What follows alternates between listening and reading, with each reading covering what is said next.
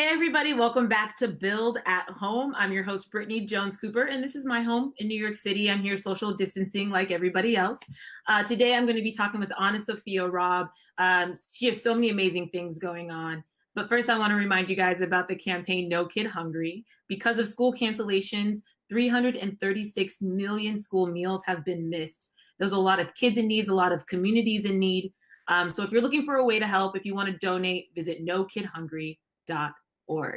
Now, AnnaSophia, I want to welcome you to the screen. First, I want to check in. Where are you? How's it been going? I'm in LA. It's been, I normally live in New York, but I just happened to be here when everyone started to quarantine. So this is where I am. But it's been weird so far. I feel really blessed though. I think like I don't have children, and so I'm not looking out for little ones or trying to homeschool. And, I'm haven't, well, I guess I was supposed to do a job, but it's on hold. I feel very thankful for where I'm at, and it's pretty crazy. It's a Yeah. time. Is there anyone there with you? Yes, my boyfriend and one of my best friends is also our roommate. So we've actually gotten along really well. So I feel great about that. What have you guys been doing to what have you been doing to stay entertained? All kinds of things. I've been doing a lot of like Instagram. I know it sounds silly, but like Instagram live workout videos. I try to do one exercise a day just to like, I feel like it makes me feel a lot better. I think Ryan Heffington of the Sweat Spot, he has a studio. I can see it from my house and it's obviously empty. Everybody just dances together and it's like so beautiful to see. You can see the number of people, and there was the other day it was like 6,000 people, and everybody's like shaking their butts all across the world, and it makes me, it's just like one of those it's just a weird corona sharing some sort of energy together, and but it brings joy to my day, so I try to do that. That is so good. The dancing thing is something I've been doing a lot too. Yeah, I think everybody has. Right? And you feel a little crazy, but then you're like, well, what's the alternative? Like I have to move. Yeah, you're like, okay, well, I guess I'm just gonna like learn a new Beyonce video, or like I've been watching Sierra, and I was like, there's no way I'm gonna come out of Corona. Oh my God, it's like you're in my head. I was watching Homecoming for like the 20th time, trying to Like, yeah. how does this work? Still doesn't look right, but I'm here alone, so like why not? Yeah, truly, truly Yeah. wine. And really quick too, what's your mood though? Are you feeling anxious at all or just kind of positive? What's your sort of vibe? I think it changes from day to day. I feel when I talk to family or friends or what I'm reading, I feel like everyone's sort of going through a lot of different emotions. One of my friends sent me an article about, I think it was in the New York Times, no, it was in the Harvard Review about grief. Like this is a time of grief. And I thought that was really interesting because I didn't really attribute it to that. But yeah, I think there are highs and lows. I was driving through LA by myself yesterday night, and it made me like so sad, just so sad, because you can see all the only people who were out were, a lot of them were homeless, and it was just like, man, they I think this time has just exacerbated the inequality in our country, which we all knew about. But I think now is a really stark time. And I think the people who we can hear have voices, and the people who are silenced are really silenced. People who are in abusive homes or children, or just like it. If you start thinking about it, it's just really heavy. But I think people are really trying to be proactive and trying to help. Yeah. But it's also like, I don't know what to do. I have no idea what to do. That's the feeling. And I think you just have to find one thing. Like here at Verizon, it's the No Kid Hungry campaign. That's what we're sort of pushing people towards. And I'm like, you just have to find one thing, because there are, like you said, there's so many issues that we're holding up a mirror to right now that it can get overwhelming. Yeah. And I know American Red Cross is also looking for people to donate blood, because they've had to close a lot of their centers. So there's so many different organizations. When I said I don't know what to do, it's like there was a quote in my high school that said, and my friend and I always used to make fun of it. And it was like, you have to know what to do when you don't know what to do. How does that mean? But at the same time, as I've gotten older, it's like a lot of times in life, you don't know what to do. And then it's like, well, what choice do you make from there? You look and see what other people are doing and where they're helping. And there's Food Corps, and there's Global Citizen, and there's No Kid Hungry, and there are hospitals that you can log on and you can donate. And I know Big Bud Press is a clothing I love, and they're using all their fabric and they're making masks for hospital workers. And it's just like, great, that's so cool. I'm going to support them. Yeah, that's so great. I love that. My mom has actually been sewing masks. There's a lot of people at home that have, she's a huge crafter, and it's like, yeah, do what you can do. Whatever you can do, help. Truly. Yeah. So there's like, you don't have to necessarily give money. I think like checking in on people, or like the prison fellowship is fantastic. And you can write notes to inmates and call your government to ask for more like phone time, because they're no longer allowed to have visitors. And I mean, they're already in isolation. And also it would be so terrifying because the health conditions aren't great there. Right. So, support people who are in really dire situations. Wow, I had not even thought about that scenario inside of prisons, of them being more isolated than typically. Yeah, Rikers, like I think they had a case. I mean, it's everywhere, and I know suicide rates have gone way up. So I think reaching out to people who have mental, who this isolation period will be especially difficult for them. Probably like the suicide prevention hotline, seeing how you help in that way. I don't know. That would be, yeah. I do like this conversation though, because very quickly you realize there are a lot of ways you can help. There are a lot of things you can do. You actually feel empowered to be engaged now. I think more so than a lot of other times in history. Truly. I mean, we're at this sort of critical point, and it feels like a critical point where we can like take a couple steps back as a society, evaluate what really matters to us, really see the flaws, and then use our time to really enter those places that need help, even if it's just virtually. I mean, we all live on our phones anyway, so even if it's just making a phone call. I try to FaceTime my grandparents too, because I can't go visit, so they luckily know how to work FaceTime. And I think that's even just a small thing, that you can just be present with somebody. I love that. Where are they at? My grandfather is in Virginia, and my grandmother is in Boulder. Nice. I love that. They must be really proud of you. I continue to just be impressed by your body of work. I've been watching Little Fires Everywhere. Like so many people. The timing of that release is kind of perfect. I know. I was like, this is kind of horrible, but I bet their like viewership is up a lot. Yeah. Also, because it's a great show. I mean, it was such a like dream come true to be a part, just a small part of that project, because I mean, talk about like encouragement and empowerment.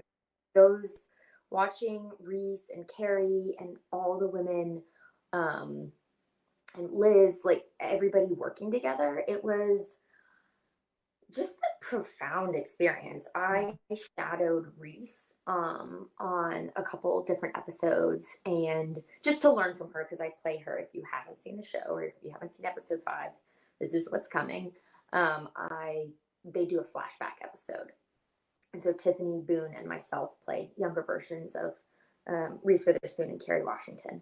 And so I was able to watch her work, and then not only watch her performance, and as an actor, being like, okay, what are her mannerisms, her voice, the energy of this character, the decisions, but then also from a producerial standpoint, creative, just watching all of these women work so closely together and building something that really talks about challenging things, race and class and motherhood and the ugly parts of yourself. and having those conversations behind the camera, you know, like watching a scene and being like, okay, well, what do we really want this to be?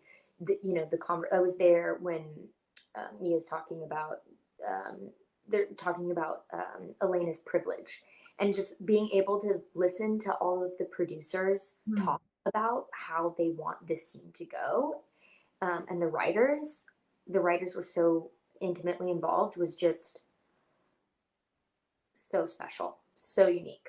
Yeah, really, that unique for you. You've been on a lot of different sets, but this one had a different charge, a different energy. Yeah, I think it had a different, and there was a lot of care. There's something, I love men, I do. There's something though when women are in power, I think, and in charge. And this group is unique of like, mm, raising up other women. Mm. The best. Like I've never felt so sort of like, yes, that was great. Okay, let's try this. Let's do this. And just feeling like I was meant to be there. Yeah, that's Um, so I cool. feel like the people felt that way too.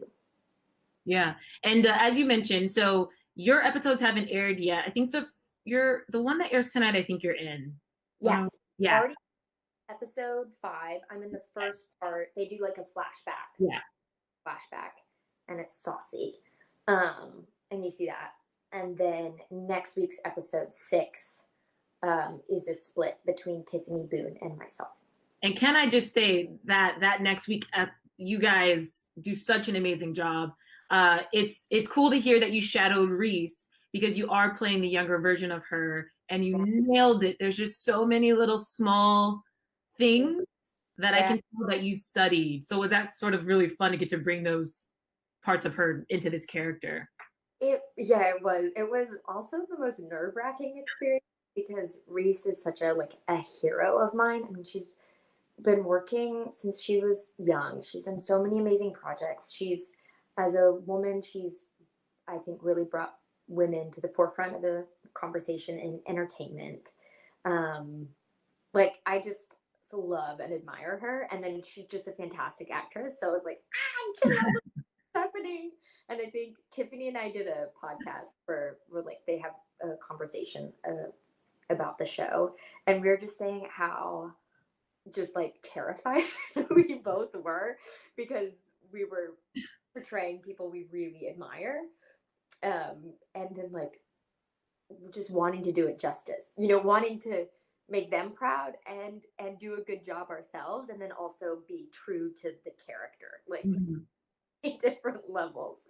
So I'm glad you felt that way. I did, and I think too because it's such an emotional era in her life as far as mothering goes, and her, kind of struggling with that and balancing her career. She's in this very vulnerable place, and Yeah. she's so different than the character we see in present day, who like has all her shit together. So you really sort of showed us this intimate side of her, and then also you were able to like just bring so many parts of her to it. I was like, well done. Thank you. Yeah, it's a crazy episode. I've never been, I think, like pregnant before. Like I have kids, and suddenly one day we had 9 babies on set because they're only allowed to work for a certain period of time. I have never been so discombobulated on a set before ever. I remember at the end of the day, and I was just like, oh my gosh, I don't know. I don't know what I'm doing. There's babies crying, they're holding, they're like running around. You don't want them to, yeah. But it was a learning experience, and one I very much treasure. Oh yeah, I mean, there's a scene where you have all 4 kids and she's juggling everything, and again, it makes me think about all those parents who are at home right now with their babies all day, and it's like you're a hero. Hero. And I know a bunch of people who are pregnant right now, and they're about to be like I know 3 people, and I just think, bless you, like God bless you. That whoa, I can't. I'm so happy I'm not a parent right now. Oh, sorry. But what a great to spend with your kids, truly. Like, I'm laughing so hard because I feel the exact same, but like, yeah, you're like, I don't want it, no offense, but like, I just have gotten to focus on myself for the last couple of weeks, and it's been kind of nice. I know. Yeah, my cousin, she's spending time though with her kids, and she's like, "Yeah, we're still in our PJs. I'm working." I was like, "Your kids are great. Yeah, That's so for a working parent to spend so much time." I don't know. I've heard so many different stories. I know. Speaking of parenting, you have another character who's pregnant, Emma. Yeah, I don't know. I think Little Fires really opened the floodgates because my last 3 projects, I've been a mom, which is Oh, really? yeah, yeah. But Emma, well, it's now called The Expecting. It'll be Okay. on, and I think they're releasing it in around Halloween. But I'm not.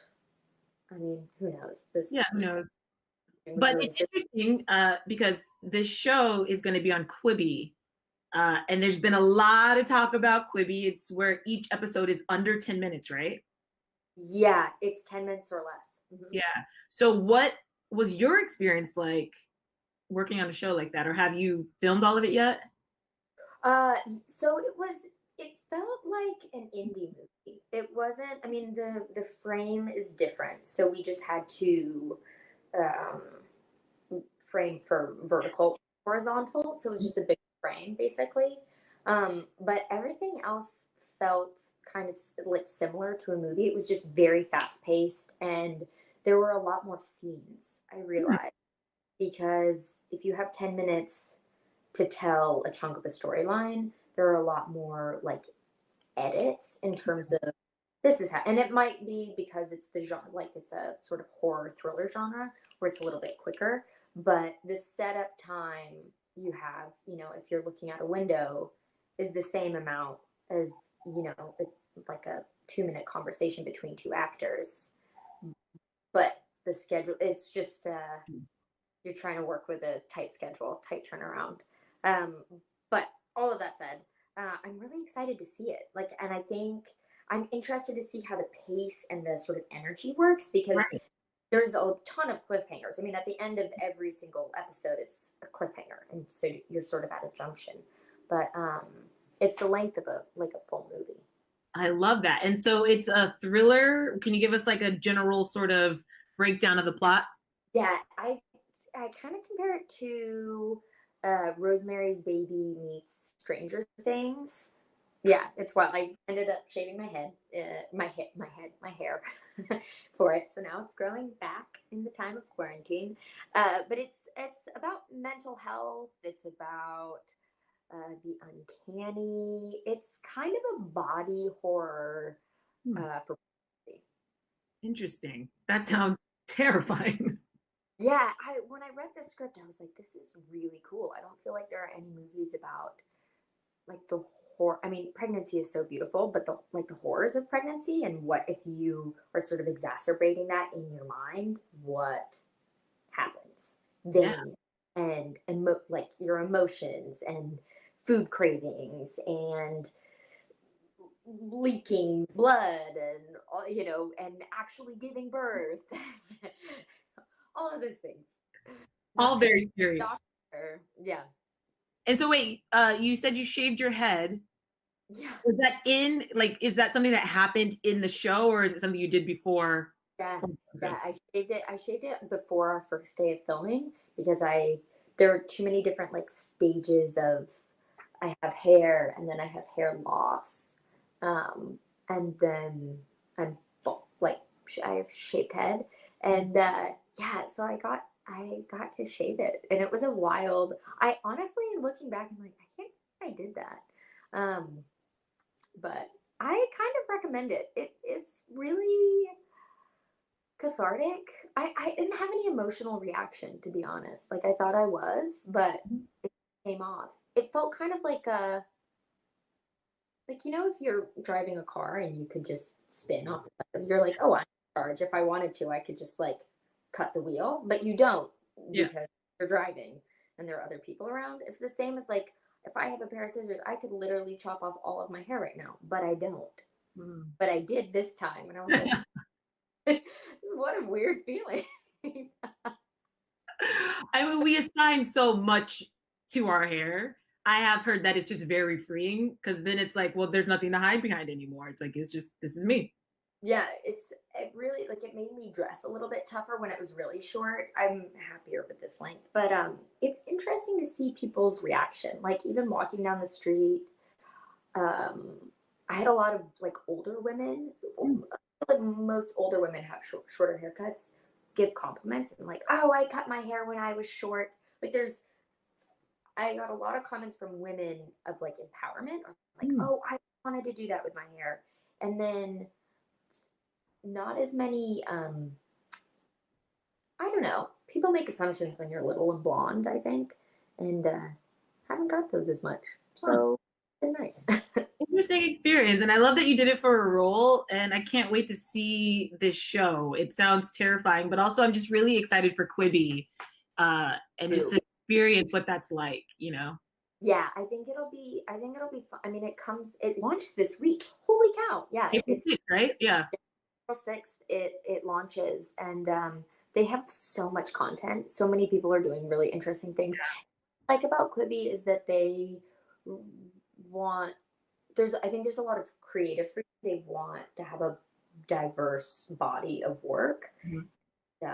Mary Harron did American Psycho. She was our director, and she's like so cool. She shaved her head with me. EP, yeah, which is just, to have that sort of fraternity was really special. That is so cool.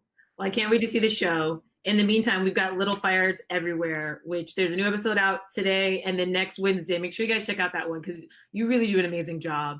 And then we'll keep a lookout for the show on Quibi. In the meantime, stay inside, stay safe, happy workouts. Happy workouts. We'll see you next time. Bye. Bye.